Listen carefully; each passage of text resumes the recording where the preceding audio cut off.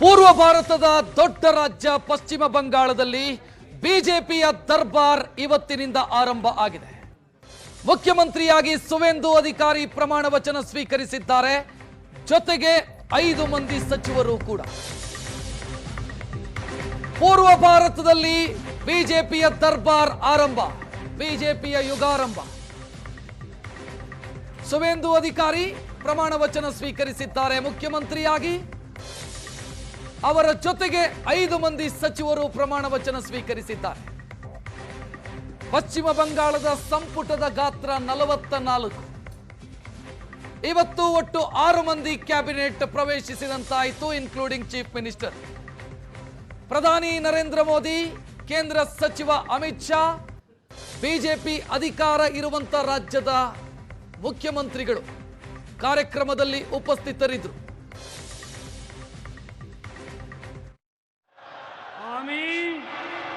আমি শুভেন্দু অধিকারী ঈশ্বরের নামে শপথ করিতেছি যে বিধি দ্বারা স্থাপিত ভারতের সংবিধানের প্রতি আমি অকৃত্রিম নিষ্ঠা ও আনুগত্য পোষণ করিব। আমি ভারতের সার্বভৌমত্ব ও অখণ্ডতা রক্ষা করিব।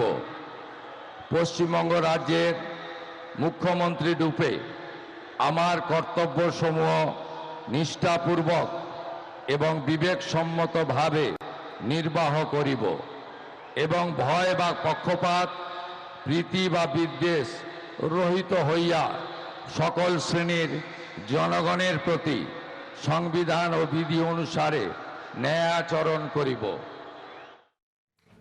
ಕೇಸರಿ ಶರ್ಟು, ಹಣೆಯಲ್ಲಿ ತಿಲಕ. ಪಶ್ಚಿಮ ಬಂಗಾಳದ ಸರ್ಕಾರ ಯಾವ ರೀತಿ ಇರುತ್ತೆ ಅನ್ನುವಂಥ ಸೂಚನೆ ಸ್ಪಷ್ಟವಾಗಿ ಸಿಗ್ತಾ ಇದೆ ಸುವೇಂದು ಅಧಿಕಾರಿಯವರ ಪ್ರಮಾಣ ವಚನದೊಂದಿಗೆ. ಸುವೇಂದು ಅವರ ಜೊತೆಗೆ ಇನ್ನೂ 5 ಮಂದಿ ಪ್ರಮಾಣ ವಚನ ಸ್ವೀಕರಿಸಿದ್ದಾರೆ. ಇತಿಹಾಸದಲ್ಲೇ ಮೊದಲ ಬಾರಿಗೆ ಪಶ್ಚಿಮ ಬಂಗಾಳದಲ್ಲಿ ಬಿಜೆಪಿಯ ಆಡಳಿತ 5 ಸಚಿವರಾಗಿ ಪ್ರಮಾಣ ವಚನ ಸ್ವೀಕರಿಸಿದ್ದಾರೆ. ಅದರಲ್ಲಿ ಉಪಮುಖ್ಯಮಂತ್ರಿಗಳಾಗಬಹುದು ಅನ್ನುವಂಥ ಸಾಧ್ಯತೆ ಇರುವಂತ ದಿಲೀಪ್ ಘೋಷ್ ಮತ್ತು ಅಗ್ನಿಮಿತ್ರ ಪೌಲ್ ಸೇರಿ ಒಟ್ಟು 5 ಮಂದಿ ಪ್ರಮಾಣ ವಚನ ಸ್ವೀಕರಿಸಿದ್ದಾರೆ. ಆಗ್ಲೇ ಹೇಳಿದೆ, ಕ್ಯಾಬಿನೆಟ್ನ ಗಾತ್ರ 44. ಮುಂದಕ್ಕೆ ಇನ್ನೊಂದಿಷ್ಟು ಜನ ಪ್ರಮಾಣ ವಚನ ಸ್ವೀಕರಿಸುವಂತ ಸಾಧ್ಯತೆಗಳಿದ್ದಾವೆ. ಮೊದಲ ಹಂತ ಅಗ್ನಿಮಿತ್ರ ಪೌಲ್, ಇವರು ಮುಖ್ಯಮಂತ್ರಿ ರೇಸಲ್ಲಿದ್ದವರು. ಅದರ ಜೊತೆಗೆ ಘೋಷ್, ದಿಲೀಪ್ ಘೋಷ್ ಅವರು, ಅಶೋಕ್ ಕೀರ್ತನಿಯಾ, ನಿಶಿತ್ ಪ್ರಮಾಣಿಕ್ ಮತ್ತು ಕ್ಷುದಿರಾಮ್ ತುಡು, ಇಷ್ಟು ಜನ ಇವತ್ತು ಪ್ರಮಾಣ ವಚನ ಸ್ವೀಕರಿಸಿರೋದು. ಕ್ಯಾಬಿನೆಟ್ ರಚನೆಯಾಗಿದೆ ಮುಖ್ಯಮಂತ್ರಿ ಸುವೇಂದು ಅಧಿಕಾರಿಯವರ ನೇತೃತ್ವದಲ್ಲಿ.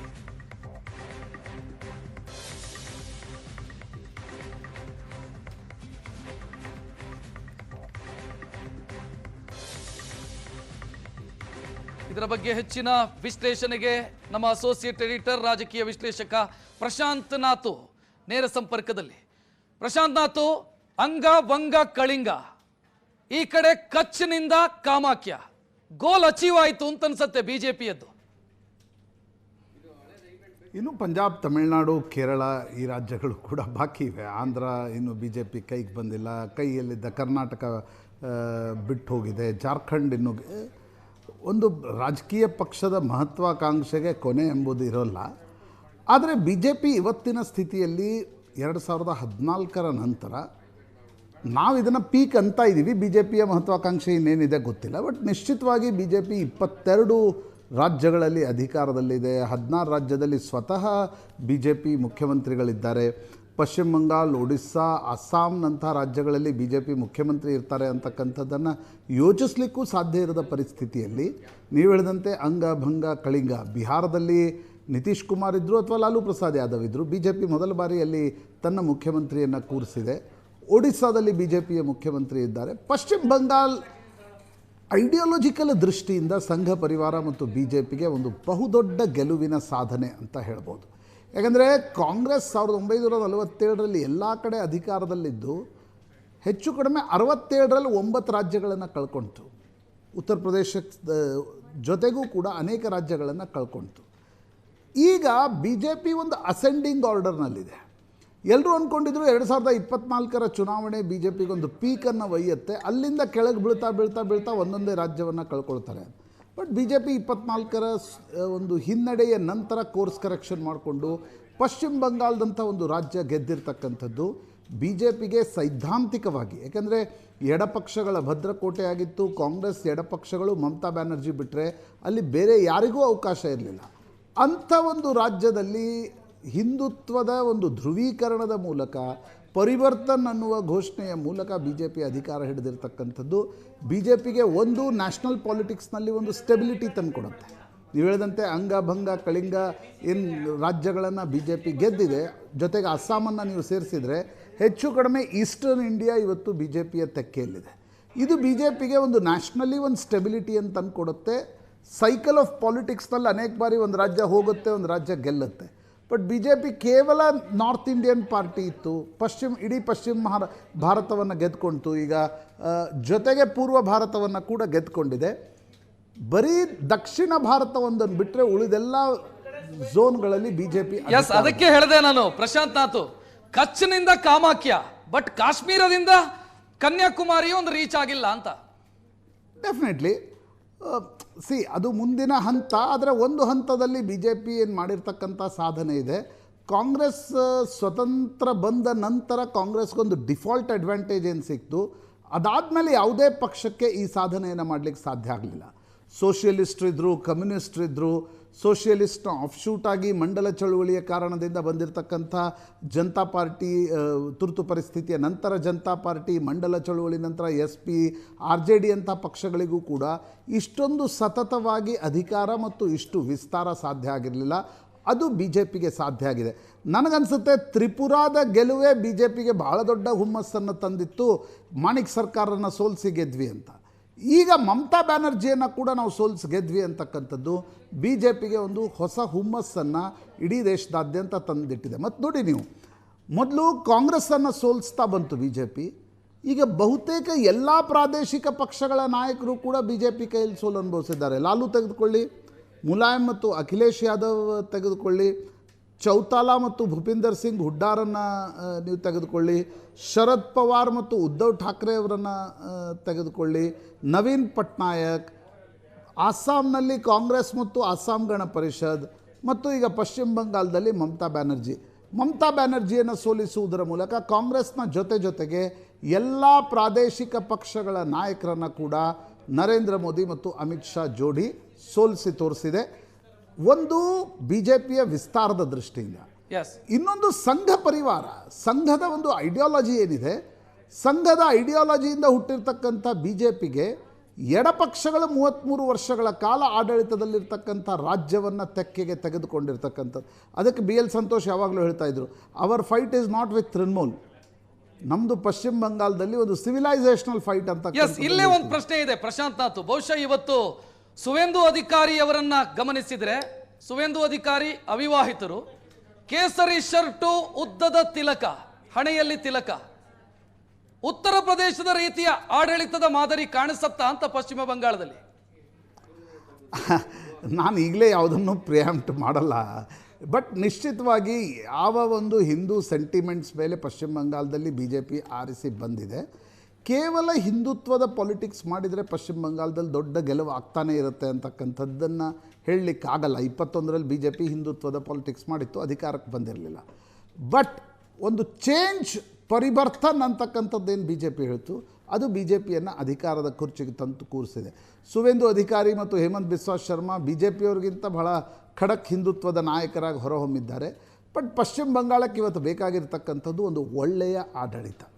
ಬರೀ ಪಾರ್ಟಿ ಪಾಲಿಟಿಕ್ಸು, ಪಾರ್ಟಿ ಕೇಡರು, ಇದರ ಒಂದು ಲಿಮಿಟೇಷನ್ನ ಆಚೆಗೆ ಬಂದು ಪಶ್ಚಿಮ ಬಂಗಾಳವನ್ನು ರಾಷ್ಟ್ರೀಯ ಒಂದು ಅಭಿವೃದ್ಧಿಯ ದರದ ಹತ್ತಿರ ತರ್ತಕ್ಕಂಥ ಜವಾಬ್ದಾರಿ ಬಿ ಜೆ ಪಿಯ ಮೇಲಿದೆ. ಎಡಪಕ್ಷಗಳನ್ನು ಜನ ಸೋಲಿಸಿ ತೃಣಮೂಲರನ್ನು ತಂದಿದ್ದು ಅದೇ ಕಾರಣಕ್ಕೆ.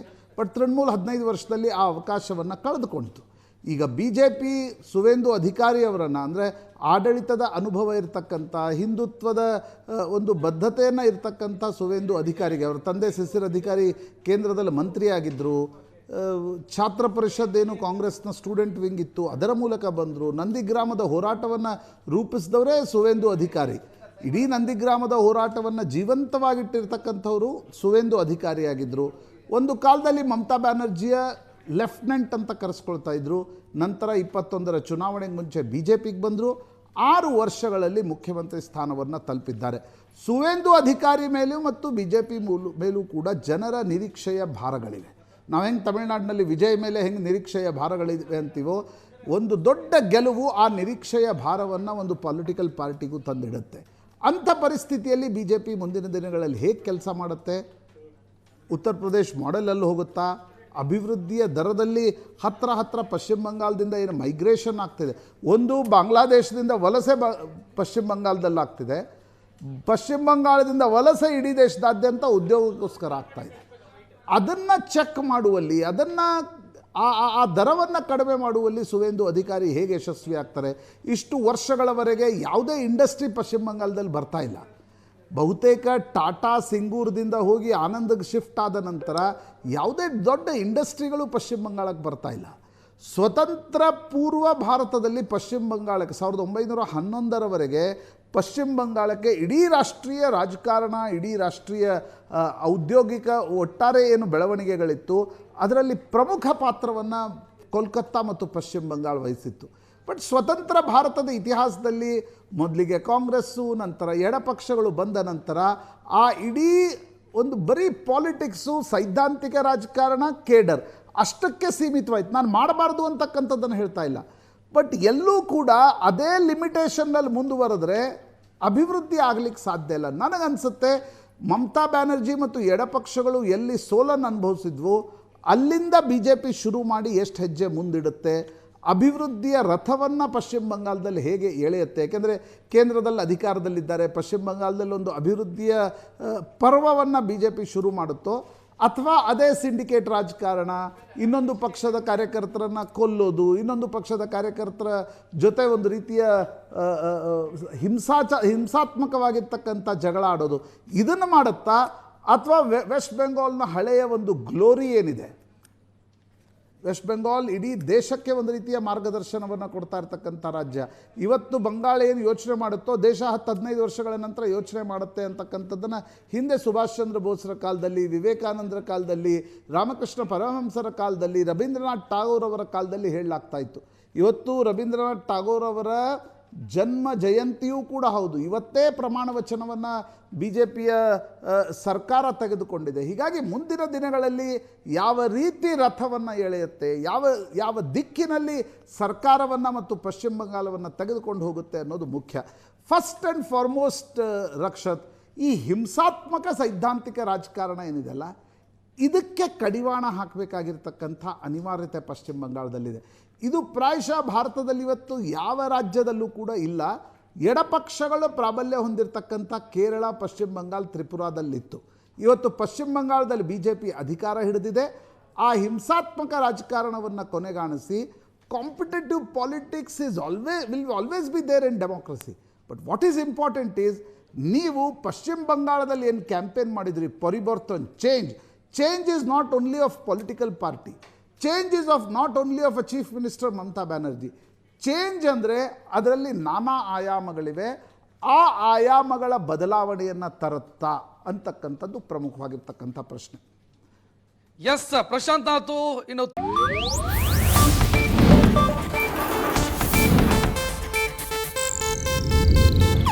ಇದು ಏಷ್ಯಾನೆಟ್ ನ್ಯೂಸ್ ನೆಟ್ವರ್ಕ್ ಪ್ರಸ್ತುತಿ.